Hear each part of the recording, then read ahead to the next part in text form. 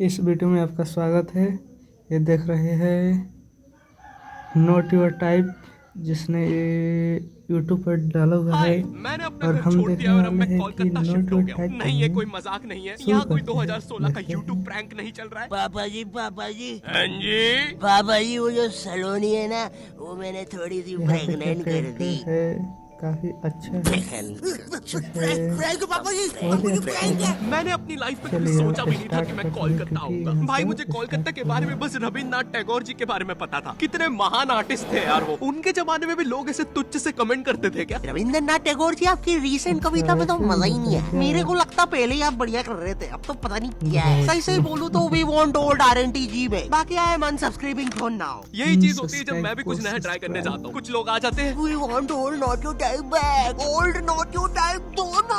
अरे ऐसे तो फिर मैं कुछ नया ट्राई कर ही नहीं पाऊंगा, इसलिए ये बंद करो। और आज से we want new not your type के कमेंट्स आने चाहिए। और सिर्फ मुझे नहीं, बाकी यूट्यूबर्स को भी यही कमेंट आने चाहिए। उन्हें भी न्यू नॉट योर टाइप बनने पे मजबूर कर दो। मुझे तुम्हारी पावर जाननी है कि तुम कितनी फालतू चीज वायरल कर सकते हो। खैर, बैक टू कोलकाता। भाई कोलकाता में मेरे लिए दोस्त बनाना बहुत मुश्किल हो रहा है। यहाँ सबसे बड़ी प्रॉब्लम लैंग्वेज की है, क्योंकि यहाँ मेजोरिटी लोग बंगाली के अलावा कुछ बोलते ही नहीं है। अरे अभी तो गुड़ फाड़ी ना की।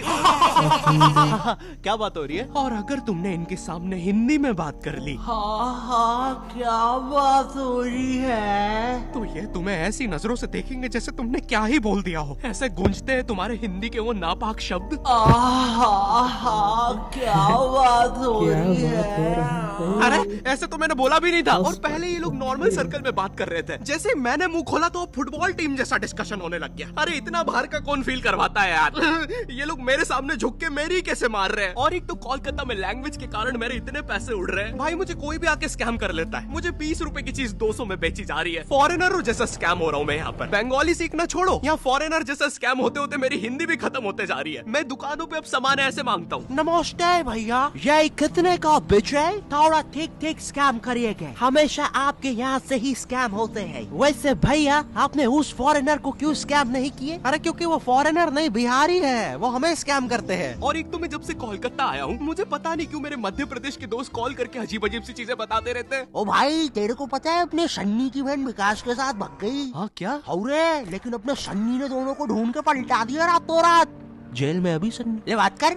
एक सेकंड, जेल? ए कोलकाता है मजे, नहीं तो हमको देखो ये जेल में मिक्सचर नमकीन खा रहे रोटी के साथ। ले रहे ये मिक्सचर भी एक्सपायरी करनी है, इतनी खाना इज्जत ही नहीं भाई की। और तू देखना रे बाबा, कोलकाता में बालों से जादू हो जाते हैं। नहीं तो अपने चाचा जी लंगड़े हो गए थे, लेकिन अपने चाचा जी की तो बाल ही नहीं थे। अरे तो झाट उखाड़ लियो कि मेरे को क्या पता रे, भूख लग रही इधर की जगह। ला रे वो गंडिया एक्सपायरी मिक्सचर खा पी के खत्म करूँ। और भाई कोलकाता का मौसम, यहाँ इतनी सी बारिश होती नहीं है, पूरा कोलकाता डूब जाता है। और फिर उस डूबे हुए कोलकाता में करंट भी फैल जाता है। न्यूज में आ रहा है पानी में करंट फैल जाने के कारण हुई 25 मौतें। मुझे लगा 25 लोग मर गए। फिर मैंने नाव से जाके देखा तो पता चला मरा एक ही बंदा था। वो बस बार बार पानी में झटका खा के जिंदा हो जा रहा था। तो टेक्निकली वो एक ही बंदे की 25 मौतें हुई है। और भाई कोलकाता में एक तो इतनी पतली पतली गलियां है। यहाँ मैं लड़ाई जीतने के बाद भी पतली गली से निकल के आता हूँ। एक तो जो मुझसे हारा है वो साला मेन रोड पे रहता है, तो अब वो वहाँ चौड़ा हो रहा है। बहुत मारा साले ने, लेकिन पतली गली से गया है। इतनी पतली पतली गलियां, एक से ज्यादा आदमी होने पर स्पाइडरमैन बनना पड़ता है। सुबह सुबह आंटियां दोनों टांगों से चिपक के सब्जियां ले रही होती है। भैया जरा ठीक ठीक लगाओ ना।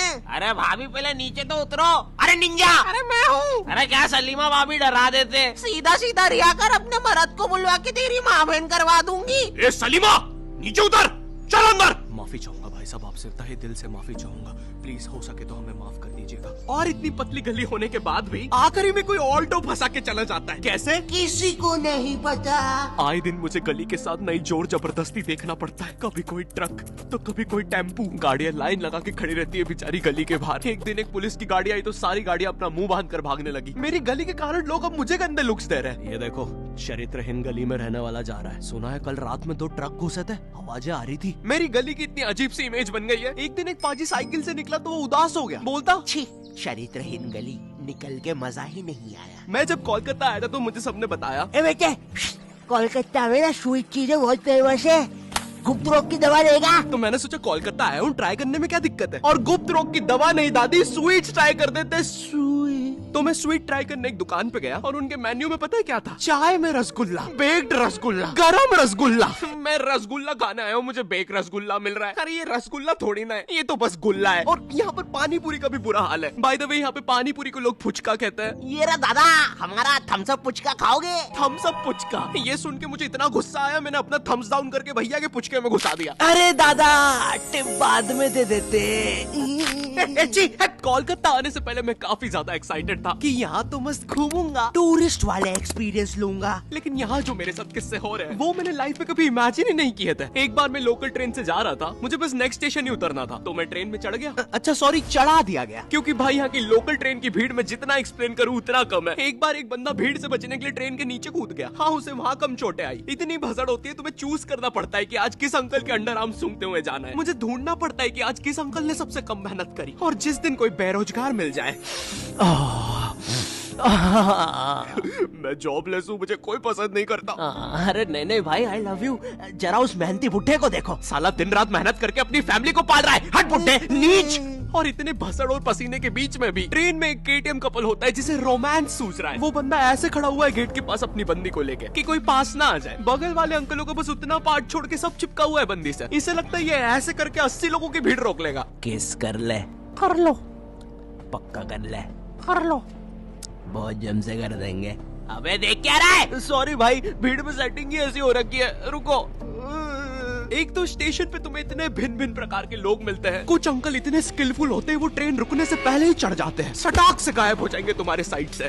वो ट्रेन तो रुकने भी नहीं वाली थी, उसमें कैसे चढ़ गया ये? 8:05 पे आने वाली ट्रेन में 8:03 पे अंदर बैठे मिलते हैं। इनका ऑरा इतना ज्यादा, स्टेशन वाले ट्रेन अनाउंसमेंट रोक के इनका थीम सॉन्ग चला देते हैं। भीड़ है, डंग डंग डंग डंग डंग डंग डंग डंग डंग डंग। कभी ट्रेनों के बीच से निकल जाएंगे, कभी चलती ट्रेन से उतर के ट्रेन को ही हरा देंगे। आधे लोग तो ट्रेन में चढ़ते भी इसे देखने के लिए कि ये साला इतनी जल्दी जा किधर रहा है, कहीं उधर अच्छे दिन तो नहीं आ गए। पर फिर वो उन्हें भी चकमा देकर दूसरी ट्रेन में कूद जाता है। बेचारे दो क्यूरियस बंदे उसके पीछे जाने के चक्कर में ट्रेन में आ जाते हैं, और जो लोग उसके पीछे पहुंच भी जाते हैं उन्हें वो स्टेशन और जगह नहीं पता चलती, क्योंकि अभी भी अनाउंसमेंट में अंकल का थीम सॉन्ग चल रहा है, डंग डंग डंग डंग डंग। लेकिन मैं कुछ भी बोलूं, कोलकाता जितनी कलरफुल सिटी, जितना कल्चर यहाँ पर है उतना इंडिया में कहीं पर भी नहीं है। और यहाँ का सबसे बड़ा फेस्टिवल दुर्गा पूजा, भाई ये जितना ब्यूटीफुल होता है उतना केओटिक भी। इसकी स्टार्टिंग में लोग तुम्हारे घर पे चंदा मांगने आते हैं। ये रहा दादा, 10,000 टोको। और नहीं दो तो ईश्वर के लिए ऐसा करोगे? एक तो ये चंदे वालों का ब्लैकमेल हर जगह सेम ही होता है। मैं जब मध्य प्रदेश में रहता था तब भी वहाँ पे रावण बनाने के लिए ऐसे ही करते थे। नहीं दोगे 51 रुपए तो फिर कैसे चलेगा हमारा बेचारा रावण। लोग कहते हैं रावण में अहंकार था, हमारे वाले की आंखों में शर्म है। 10 के 10 सर झुक गए भाई। तुमने बाट नंबर 17 का रावण देखा है? देख के लगता है उसकी लंका होगी, और हमारा वाला ऐसा लगता है इसकी लंका किसी ने लगा दी होगी। लग रहा कूटा है भाई इसको तो। देखो भाई प्लीज 51 रुपए दे दो, वो बाट नंबर 17 वाले हमारा रावण ले जाने बोल रहे हैं।